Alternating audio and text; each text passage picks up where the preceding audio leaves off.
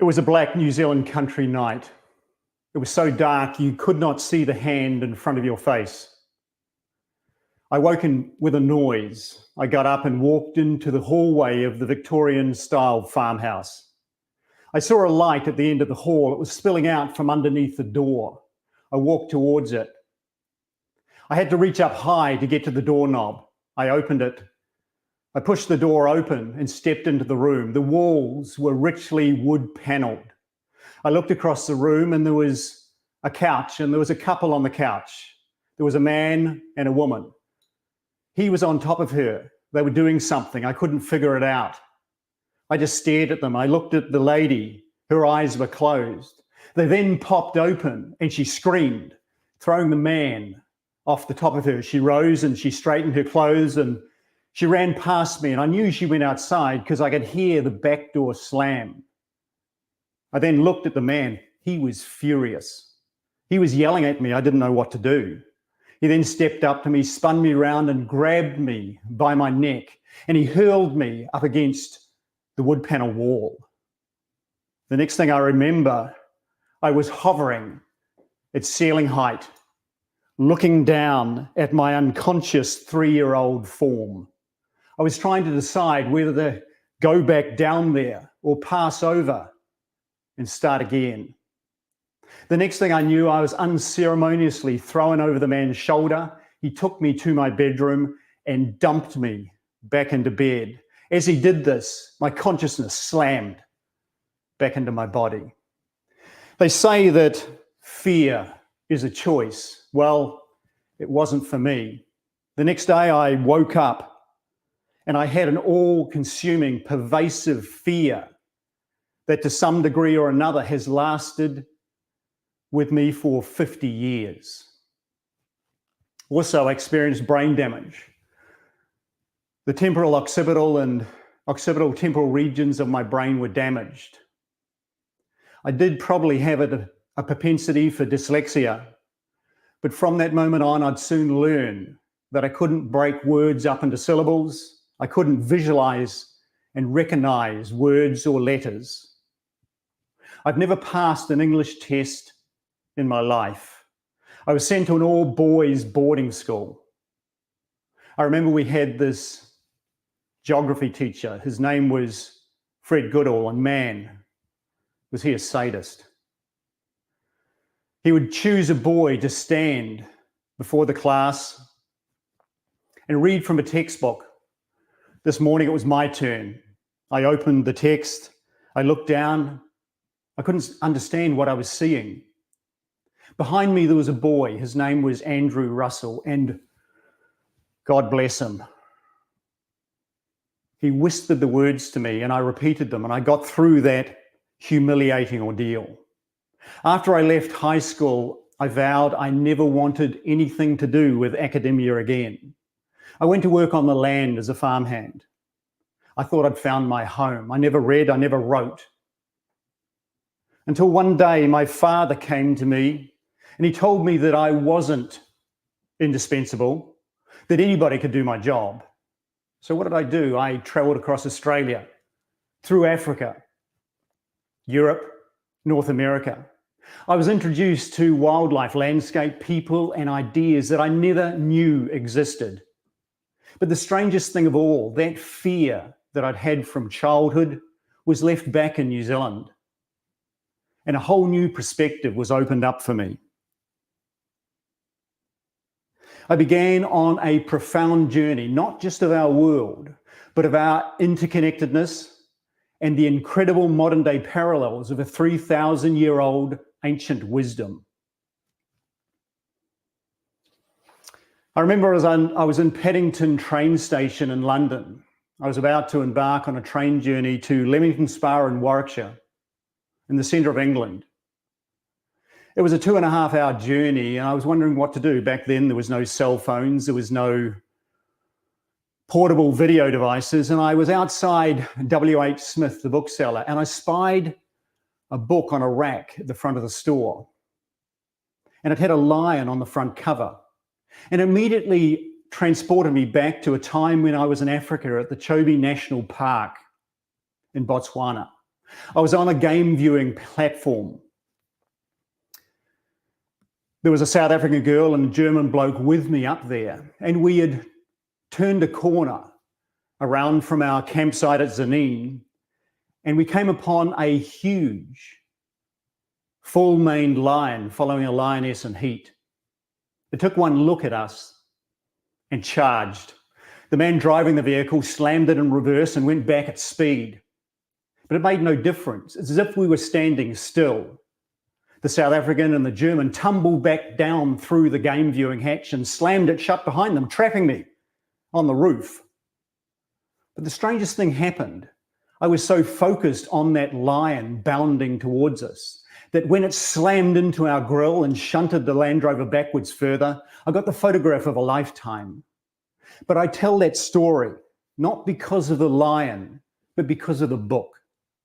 That was the very first book that I'd ever read, and I was 23 years of age. And it opened up a whole new world to me. When I eventually got back to New Zealand, that fear I'd left back there came crashing home. And I knew I had to make a psychological change. I don't quite know how I did it, but I studied for and I received a diploma in clinical hypnotherapy. And I started a hypnotherapy practice that morphed into a peak performance consultancy. I originally set it up for myself because I wanted to get over my trauma and I wanted to get away from the constraints of dyslexia. And I remember being introduced to the power of the subconscious mind. If you can articulate a question, you already have the knowledge to have it answered. And man, did I have some questions. All of a sudden, shock, horror. I had to write and read personalized inductions and therapies for my clients. I could hardly read, let alone spell. What was I going to do? I then came up with this brilliant idea. I know what I'll do. I'm going to write a book, surely. That will teach me to spell. And Scars of the Leopard, the first of my action novels, was born. It followed this dyslexic misfit around the world.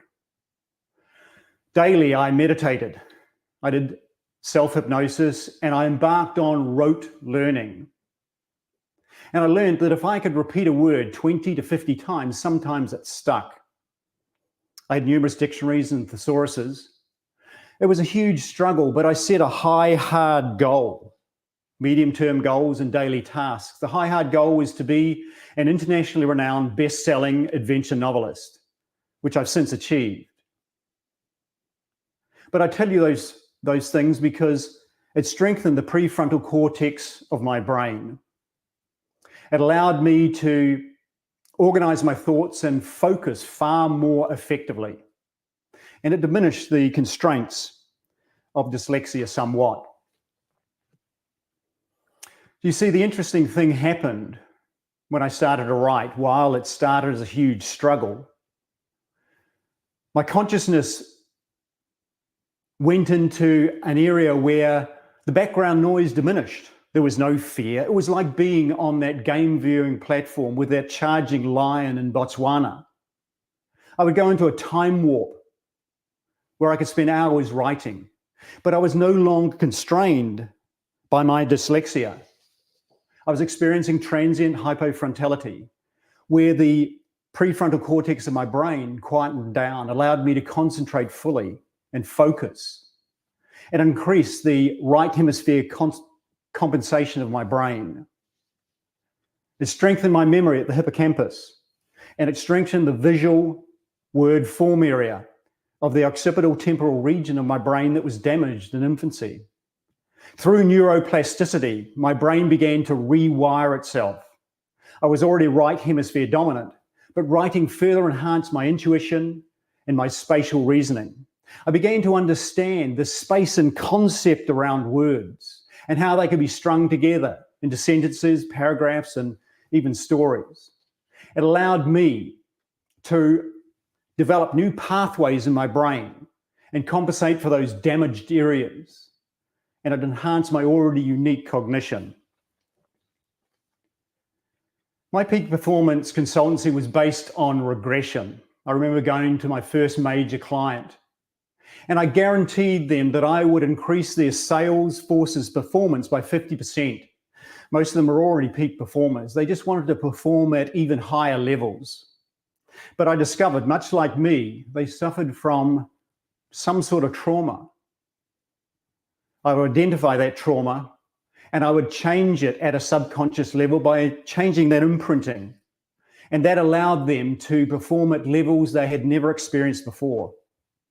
With that first group, I received a quantifiable increase in monies earned by 78%. I've undertaken hundreds, if not thousands, of regressions. And working with the subconscious mind, I've learned two truths. We have a collective consciousness that connects us all, and we have internal energy and external environments that shape our conditioned beliefs and actions. And for me, that was my fear. I'd helped countless people, but my pervasive fear still persisted ever since childhood. If I was writing or helping my clients, it abated somewhat, but it was always in the background, lurking like an assassin. I was always looking over my shoulder. So I did the thing that had worked for me in the past. Fast forward 15 years. I awoke from the darkness, but this time my hand was over my face. I'd just fallen from a 2-storied roof. I had a badly shattered calcaneus, a separated shoulder, and severe head trauma once again. I'd spent the preceding years working and living around the world, the Caribbean, Europe, North America, and Central America. Now I resided in Florida. But for the next 6 months, I was convalescing. I was on my back, healing from my injuries. I was desperate for answers. And the search led me to an ancient wisdom. I was introduced to the I Ching, the book of change, an ancient Chinese text that aligned perfectly with my discoveries from regression therapy. It allowed me to unravel how our internal energies interact with our external environment in perpetual cycles of change. It allowed me to recover very quickly, and it propelled me to face and overcome my fear. I ended up going back to New Zealand and using this ancient wisdom. I faced those demons of the past, and along the way, I created and ran the largest and most successful asbestos consultancy in the country. For a decade and a half, I've used the I Ching for strategic solutions in life and business, helping individuals and companies navigate challenges, receive insights, and gain guidance.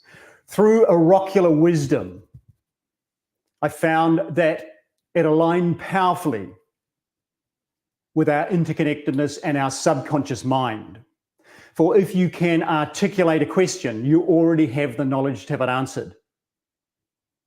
It allowed me to step into my true nature, to be who I truly am. And from those darkest days in infancy, when I hovered at ceiling height, deciding whether to live or die, I've developed and overcome a unique cognition that put aside my dyslexia. But what's more, by embracing a timeless wisdom, this oracular wisdom, I've conquered an all-consuming fear that I suppose, after all, was just a choice. But hey, it only took me 50 years. Thank you.